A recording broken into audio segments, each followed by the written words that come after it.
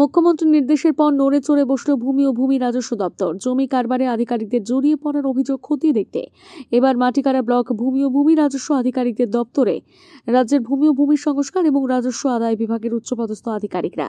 শুক্রবার আধিকারিকদের তদন্ত অভিযানকে ঘিরে ব্যাপক চাঞ্চল্য ছড়িয়েছে গোটা এলাকায়।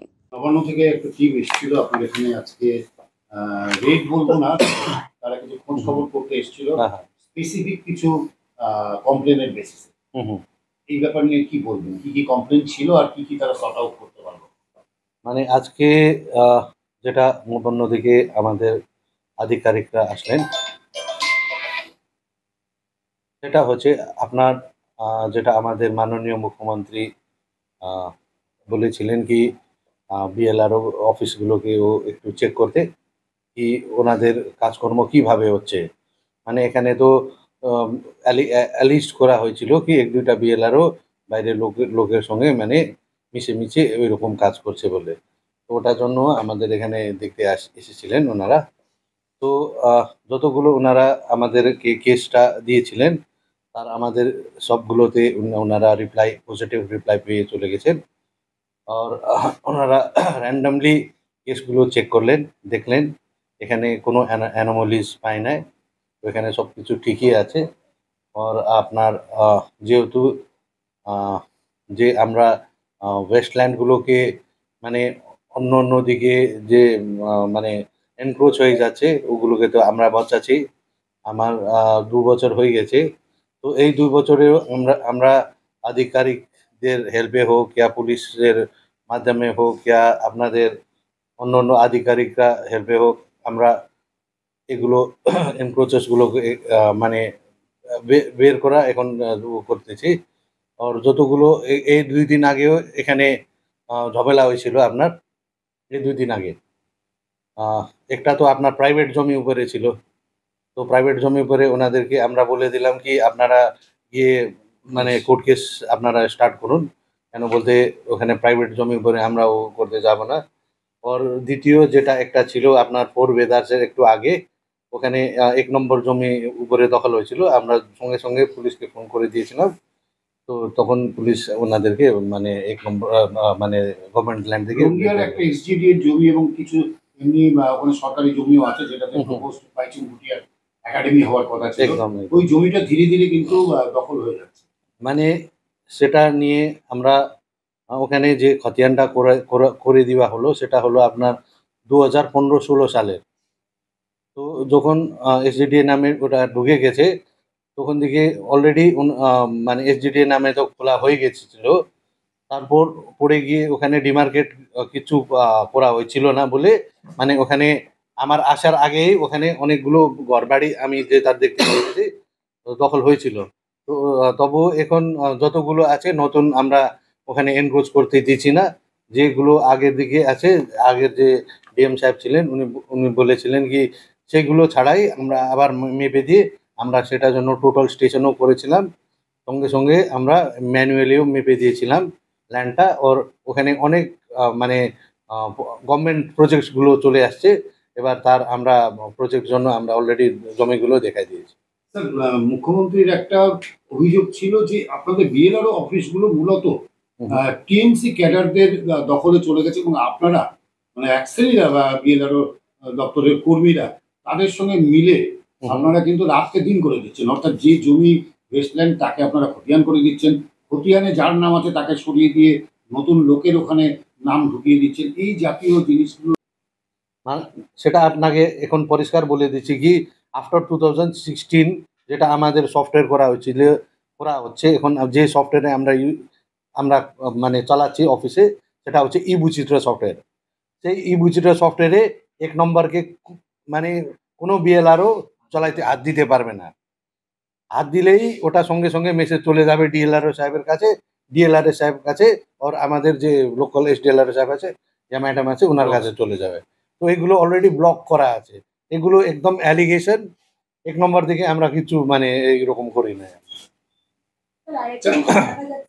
বালি পাচারের ক্ষেত্রে যেটা বলা হয় মাটিকাড়া ব্লকে কিন্তু কোনো নিষেধাজ্ঞা নেই বা মানে শেষ নেই, সবসময় দেখা যাচ্ছে ডাম্পার চলছে, বালি পাচার হচ্ছে।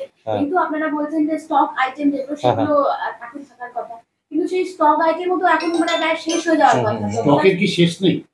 মানে সেটা তো দেখেন, আপনারাও মানে দেখেছেন, আমিও নিজে চোখে দেখেছি। ওখানে কিন্তু আমরা যখন যাচ্ছি ওখানে কোনো জেসিবি ইয়া মেকানিক্যাল ইউজ হয়ে মানে বালিগুলো মানে ছোট ছোট নদী থেকে পাথরগুলো ইয়া বালিগুলো চলে না। এর আগে যখন আমরা সম্পূর্ণ বন্ধ করে দিয়েছি তখন এখানে বিডিও অফিসে অনেক মানে ওখানকার হাজার হাজার মানুষ এসে এখানে ডেপুটেশন দিয়েছিলেন। না এখন মানে স্টক রিমুভালের মানে আপনাকে একটা কথা আমি বলে দিচ্ছি, যে ওখান থেকে ম্যানুয়ালি নিচ্ছে মানে পাথরগুলো ইয়া রিভার বেড মেটেরিয়ালগুলো যতগুলো তুলছে, তুলিয়ে যে স্টকিস্টটা আছে ওখানে ওরা বিক্রি করে। স্যার একটা কথা বলি, মাটিগাড়া ব্লকে 5 জন স্টকিস্ট আছে, তার মধ্যে একজন মহানন্দা আছে আর 4 জন হচ্ছে বালাসান, এই আর 5 জন এই নদীতে আছে। এবার ঘটনা হচ্ছে প্রত্যেক এক একজনের 1 লক্ষ সেপ্টিক আছে, কারণ 1,50,000 সেফটি আছে।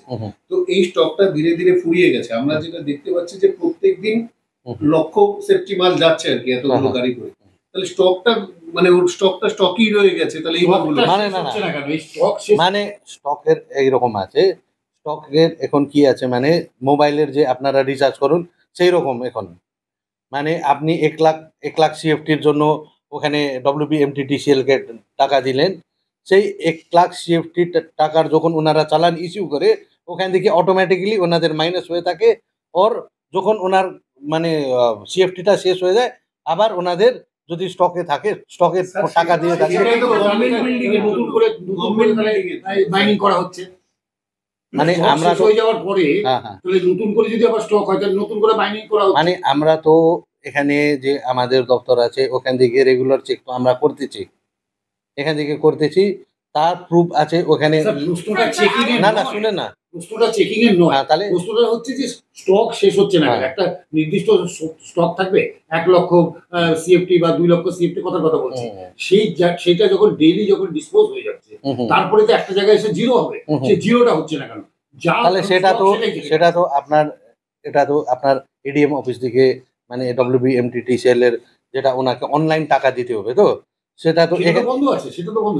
না না না, এখন স্টক ক্লিয়ারের জন্য যখনই আপনারা ধরে নেন কি আপনার মোবাইলে টাকা শেষ হয়ে গেছে, ঠিক আছে, আপনাকে তো অপারেটরকে দিয়ে ও করতে হবে, কারণ শেষ হয়ে শুনেন না, আমি এটা ব্যবহার করেছি এটা মধ্যে, তাহলে আমারটা শেষ হয়ে যাচ্ছে মোবাইলের ব্যালেন্সটা, ওইটা স্টকটা শেষ হচ্ছে না, মানে সেটা তো আমি বলতে পারবো না। আপনাদের তো রেজিস্টার মেইনটেইন করা উচিত। আপনারা যখন যান এলাকা পরিদর্শনে তখন দেখা যায় যে আপনারা দেখতে পাচ্ছেন কোনো কাজ হচ্ছে না, অথচ আমরা গেলে কিংবা স্থানীয়রা আমাদের যখন অভিযোগ করছে তখন কিন্তু দেখা যাচ্ছে দিন দাহাড়ে সেখানে হচ্ছে মাইনিং হচ্ছে। তাহলে আপনারা যখন যান সেই জায়গা, তাহলে কি আপনাদের অফিস থেকে কোনো ইনফরমেশন? পরিষ্কার বলেছি, এই অফিস বিডিও অফিসের বাইরে যে চা দোকান, ছোট ছোট চা দোকান আছে ওখানে অনেকগুলো মানে যখনই আমরা বের হয়ে যাই আপনারাও তো দেখছেন, মানে ওখান থেকে বাইক আমাদের পিছনে করে 4-5টা বাইক, এটা অলরেডি পুলিশকেও বলা হয়েছে কি যারা যারা আমাদেরকে ওই রকম করে হ্যারাস করে পিছন করে ওনাদেরকে অ্যাকশন নেওয়া যাও বলে আমি পুলিশকেও রিকোয়েস্ট করেছি।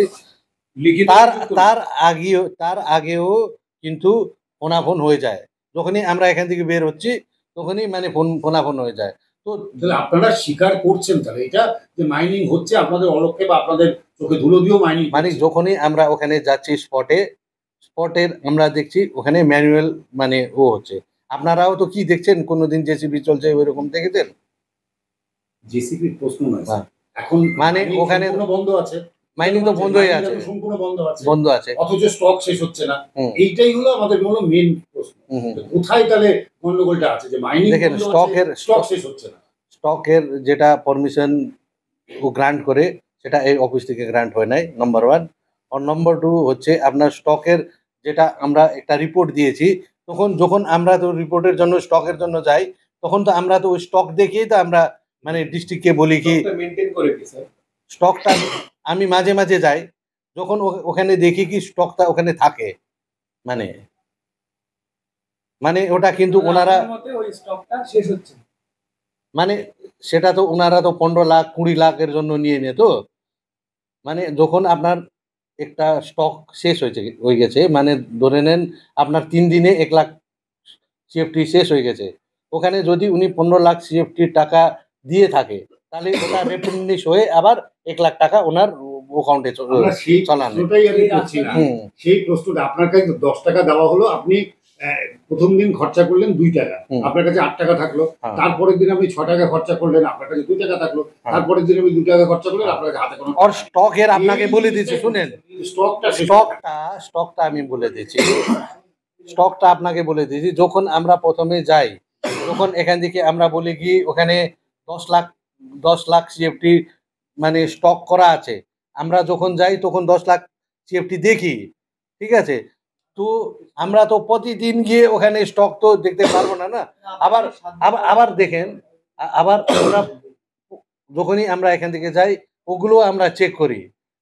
এখানে হচ্ছে কি যে স্টকগুলো আছে সেই স্টকগুলো তো যে স্টক হোল্ডাররা আছে ওরা তো ওখান থেকে মানে নিজে তো ওখান থেকে প্রডিউস হয় না, ওখান থেকে তো কেউ তো নিয়ে এসে ওখানে স্টকিস্টকে দিয়ে দেয়।